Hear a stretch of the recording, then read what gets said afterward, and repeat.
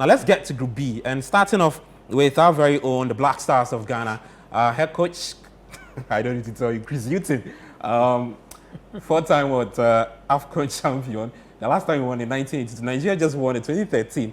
The last time we won now is 1982. I'm not sure if you're 40 years below. I'm not sure you've seen an AFCON trophy. No, you haven't seen. If you're 40 years below, I'm not sure you've seen an AFCON trophy. You haven't seen any title for win for Ghana. Yeah, but except the Zenith Cup that we won before 2008 AFCON. Oh, but did I use group also won the trophy? Let me. Award no, trophy that's first, at the senior level. Okay, at the senior level. So let's check out the Black Stars of Ghana. We'll display that in a bit here. So Chris Hughton is the head coach, star player, of course. Nobody to put there. Mohamed Kudus, AFCON appearance 23rd, 102 matches, 51 wins. 21 draws. We've lost 27 times. Titles 4, 1963, 1965, 1978, 1982. CAF ranking, we are out of the top 10, so 11th. Charlie. Yeah, quick one. Okay, let me start with Abiku. Yeah, quick one. I mean, you look at the Black Star stats, it tells you that we are supposed to be in the top 10. In the top 10. Okay. We are supposed to be a massive football nation. We are supposed to be in the top 3. You look at the number of laurels we've accumulated. You match it up to that of Egypt, a little bit closer. You match it up, below us, there's Nigeria. Yeah. So we are in a certain bracket. And you see, interestingly, this group has got a lot of facts around Egypt and Ghana. Both teams have been to 9 AFCON finals. Absolutely. Egypt have won 7. The Black Stars have won 4. Absolutely. It tells you that, look, the Black Stars could have been rubbing shoulders with the Egyptians, but absolutely. So it speaks well. How many times have we been to the final of the African Cup of Nations? We should have been winning a number of trophies. It tells then again, put the case situation aside. It comes back to how we've organized our styles, how we've gotten our things on the table.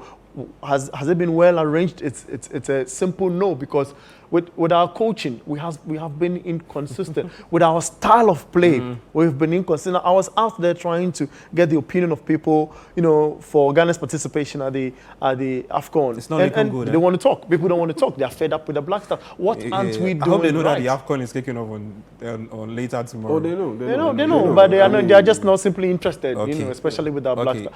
We've had things. Yeah, we've got less time. Let's get to Ghana's next opponent. That's Egypt. Yeah, 7-time AFCON champions heading into this competition. And clearly, if you listen to the Opta stats, they are always tipping Egypt amongst the countries to win the AFCON this year. And of course, head coach Rui Vitória, star player Mohamed Salah, very key player for Liverpool this season. AFCON appearance, this 25. Egypt have got 107 matches. They've won 60. They've drawn 20 and they've lost 27. 1957, 1959, 1966, 1998, 2006, 2008, 2010. 5th on the CAF rankings. Charlie Yao. Yeah.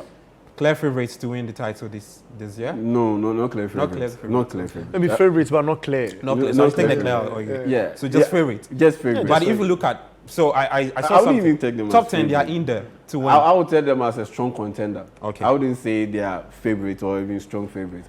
They are a very good team. The fact that you have Real Victoria coming in, I think it marks something that Ghanaians have been craving for, because you look at their recent appointment of head coaches, the likes of Hector Cooper, the likes of Carlos Queiroz.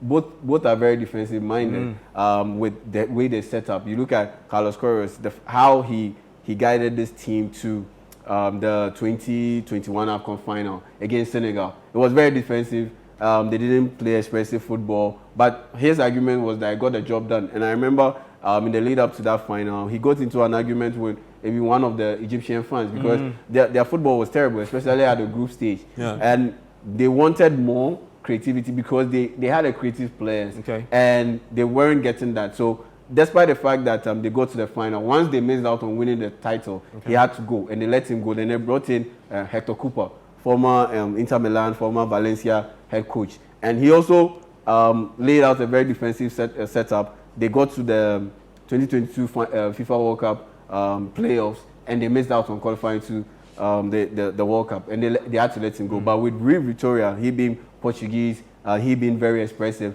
they are playing expressive football, And he's even willing to experiment with Mohamed Salah's position. In their last friendly game against Tanzania, they beat Tanzania by 2-0. At some point, he moved Mohamed Salah into a central midfield position and had him operate as a central midfielder. And Mohamed Salah still thrived. He delivered some accurate passes in there, and he looked comfortable. So for me, yeah, they're a strong contender, but I wouldn't peg them as favorites for this title. Okay, I don't know what you think. Gabi, just a little I'll come to you in a bit. Just hold on for me. So this is what we'll do. We'll measure the two last teams in Group B. So let's check out.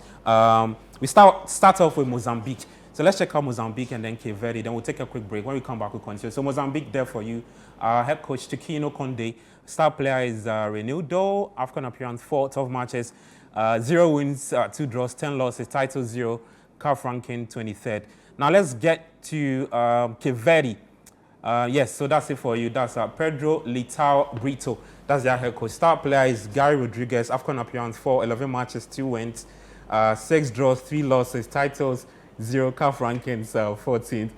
I mean, just to merge for me. Let's go for a quick break. These are countries that Ghana should beat. Yeah. These are countries that Egypt should beat and leave the third best slot for them to struggle with. You get it. I mean, the competition really in this group is with Ghana and Egypt. I see these countries not to be not as a dent on their image, but I mean, if they play together as a team, then they can come to the party and show what they've got. Because every tournament comes up with some names that are to shine under the light, and I feel these countries will come to the party. So for me, Cape Verde might get a point. Yeah. Because players with Portuguese decent. Yeah, absolutely. So, Don't be surprised if they display Portuguese football against the Black Stars on match day 1. Black Stars, they again surprise at all tournaments, isn't it? Because you do not know what the coach is doing. We met countries like Comoros and what have you, and they showed us some bits of togetherness in football when they decide to play on the pitch. So Cape Verde can cause an upset to the Black Stars. We need to put our eyes on the guys. That's why I'm happy we are not favorites for this tournament. Okay, the Black Stars no favorites. That's Bernardo Vehicle. That's what he believes. I don't know what you think.